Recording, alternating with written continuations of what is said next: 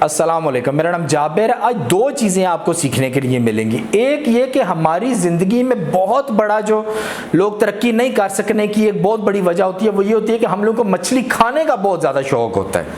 हम लोग कभी भी ये नहीं चाहते कि हमें कोई मछली पकड़ना सिखा दे और सीखने के बाद हम खुद से सीख लें और फिर खुद से मछलियाँ पकड़ें और ख़ुद भी रोज़ खाया करें और लोगों को भी खिलाया करें और आगे लोगों को पकड़ना भी सिखा दें, क्योंकि ये थोड़ा सा लेंथी प्रोसीजर होता है और हमें सामने नज़र नहीं आ रहा होता। मछली जो होती है वो हमें सामने नज़र आ रही होती है और कोई आदमी उठा के हमारी प्लेट में रख देता है और हम उसको खाना आसान समझते हैं और इसी माइंडसेट के साथ हम पूरी ज़िंदगी गुजार देते हैं और इसी एक मेन वजह होती है हमारी ज़िंदगी में कभी भी तरक्की ना करने की।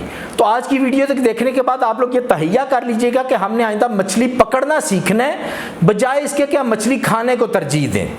दूसरा, जो उस्ताद लोग होते हैं, जो कंपनी का मालिक होते हैं, वो भी आज ये तहिया करें कि हमने किसी ऐसे बच्चे की मदद नहीं करनी जिसको मछली खाने का शौक है, बल्कि हर उस बच्चे की सिर्फ मदद करनी है और उनको मछली पकड़ना सिखाना है, ताकि पकड़ने के बाद वो खुद भी मछली खाएं, दूसरों को भी खिलाएं और आगे दूसरों को पकड़ना भी सिखाएं।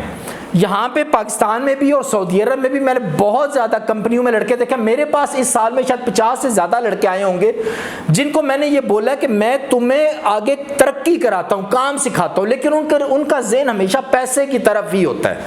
वो हमेशा मछली ही खाना चाहते हैं। कितने लोग आए जिनको बिल्कुल भी कोई काम नहीं आता, तो मैं उनको सिखाना चाहता हूँ। जब मैं उनको अपनी शर्तें बताता हूँ, शर्तें बताने का मैं बोलता हूँ मैं तुम्हें पैसे नहीं दूंगा, जब उनको बोलता हूँ पैसे नहीं दूंगा तो वो मेरे पास से चले जाते हैं। वो बिल्कुल भी इस बात का ख्याल नहीं करते कि ये बंदा थोड़े अरसे में ही हमें मछली पकड़ना सिखा देगा, बल्कि क्योंकि मैं उनको मछली नहीं देता इसलिए वो यहाँ से चले जाते हैं। यहाँ पे भी इसी तरह लड़के जो कंपनियों में आ जाते हैं, उन्हें काम तो इतने आते नहीं होते, एसी टेक्नीशियन होते हैं, पीछे थोड़ा बहुत काम किया होता है, यहाँ पे कॉन्फिडेंस नहीं होता।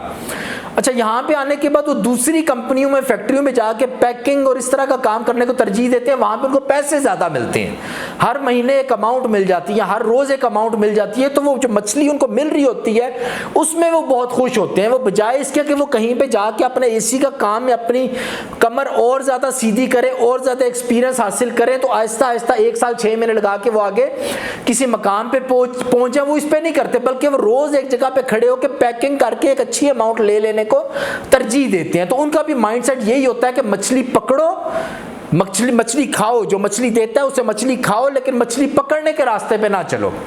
इसी तरह मैंने अपनी ज़िंदगी में बहुत से अपने रिश्तेदारों को समझाने की कोशिश की है, दोस्तों को, कि बिजनेस करो, ये ऐसे होता है, नौकरी छोड़ दो, इस तरह करो। वो कोई भी बात सुनने के लिए तैयार नहीं होते। वो एंड में पूरी बात सुनने के बाद यही बोलते हैं कि हमें कुछ पैसे दे दो। उनके ज़हन में यही होता है इनको पैसे दिए जाएंगे या इनको बना बनाया कारोबार दे दिया जाए तो ही ये चला सकते हैं, वरना इस कारोबार नहीं इस तरीके से चल सकते। क्यों? क्योंकि उनका माइंडसेट शुरू से ये बना होता है, मछली खाने वाला माइंडसेट बना होता है, मछली पकड़ने वाला माइंडसेट नहीं बना होता। तो आप लोग जितनी जल्दी हो सकता है अपना ये माइंडसेट चेंज कर लें। दूसरी बात, मैं अपनी ज़िंदगी का तजुर्बा शेयर करता हूँ। बहुत बड़ा आपको एक स्ट्रैटेजी मिलेगी और एक आपको सोचने का अंदाज मिलेगा। मैं किसी ज़माने में एक कार्गो की कंपनी में काम करता था। मैं रियाज में होता था, रियाज सेंटर में था, रियाज सिटी इस साइड पे जद्दा है और रियाज के इस साइड पे दमाम है।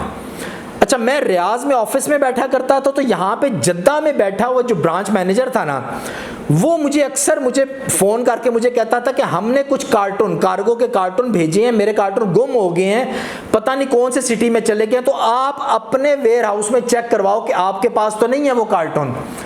अच्छा, मैं पेन पेंसिल लेके मैं लिखना शुरू कर देता था। एक दिन मैं बैठा हुआ टेबल पे बैठ के मैंने फ़ोन कान पे लगा, मैं लिख रहा, उनका वेबल नंबर लिख रहा, कौन सा कार्टून था, उसमें क्या लिख के तकरीबन 15 से 20 कार्टून मैंने लिख लिए। लिखने के बाद मैंने लड़कों को बोला कि चेक करो स्टोर वालों का कि वहाँ पे ये कार्टून है कहीं पे। सब लड़कों ने चेक किया, सब जगह पे ढूंढ लिया, हमारे पास वो कार्टून बिल्कुल मौजूद नहीं थे। लेकिन वो जद्दा में जो आदमी बैठा हुआ था वो बार बार मुझे फ़ोन करता था, बार बार मुझे फ़ोन करके तंग कर रहा था। बार बार कहता था हाँ आपने देख चेक किया है, कार्टून है वहाँ पे, कार्टून मिले हैं, कार्टून नहीं मिले। अच्छा, अब मेरा जो प्रोजेक्ट मैनेजर था ना, ब्रांच का मैनेजर था, वो मेरे सामने बैठा हुआ ये चीज़ देख रहा था। वो मुझे अपने पास बुलाता है, मुझे बोलता है जाबिर क्या मसला है। मैंने बोला सर जी इस तरह ना जद्दा वाले बार बार फ़ोन कर रहे हैं, उनके कुछ कार्टून गुमे हुए हैं, तो वो बोल रहे हैं आप चेक करो। मैं उनको बता भी रहा हूँ मेरे पास नहीं है, वो फिर भी बार बार फ़ोन कर रहे हैं। अच्छा, मुझे वो कहते हैं ब्रांच मैनेजर कि जाबिर तुमने चेक कर लिया अच्छी तरह, तुम्हारे पास नहीं है वो कार्टून? मैं बोला नहीं है। अच्छा, मुझे आगे से कहते हैं जाबिर तुम्हारे भी तो कुछ कार्टून गुमे हुए हैं ना, तुमने कहीं भेजे थे, वो कहीं और चले गए, ड्राइवर की गलती की वजह से इधर उधर चले गए, किस ब्रांच में चले गए पता नहीं, तुम्हारे पास वो लिस्ट है? मैंने कहा जी सर मेरे पास वो लिस्ट है।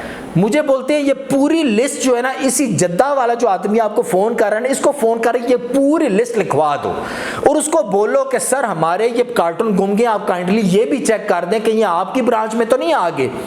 अच्छा, मैंने ठीक 10 मिनट के बाद उस आदमी को फोन करके वो पूरी लिस्ट दे दी, जो कि जेन्युइन लिस्ट थी, मैं कोई खेल नहीं था रहा किसी के साथ। अच्छा, अब थोड़ी देर के बाद मैं बैठ गया, मेरा जो ब्रांच मैनेजर थे वो मुझे थोड़ी देर के बाद पूछते हैं कि जाबिर तुमने उनसे पता कर लिया तो अब क्या हुआ? मैं बोला कुछ नहीं सर जी, 10 मिनट हो गए हैं, उनको मैंने बोला है तो अभी तक उन्होंने कोई आंसर नहीं किया। कहते हैं दोबारा उनको फोन करो और हर 10-15 मिनट के बाद उनको फोन करो, उनको टाइम लो, उनको बोलो कि सर मैं 10 मिनट के बाद फोन करूं, 15 मिनट के बाद फोन करूं। उनको बार बार फोन करके पूछो कि मेरे कार्टून आपने चेक किए हैं स्टोर में? अच्छा, इस तरह जब मैंने 2 से 3 दफा किया ना, तो उसके बाद उनका बिल्कुल ही फोन आना बंद हो गया। जो पहले वो मुझे तंग कर रहे थे ना, बार बार के कार्टून तुम्हारे पास हैं, बार बार फोन करते थे, बार बार तंग करते थे, प्रेशर में लेते थे, लेकिन जब मैंने आगे उनसे अपने कार्टून्स का पूछना शुरू कर दिया और इसी तरह उनको फोन करना शुरू किया, तो उन्होंने बिल्कुल ही मुझे तंग करना छोड़ दिया।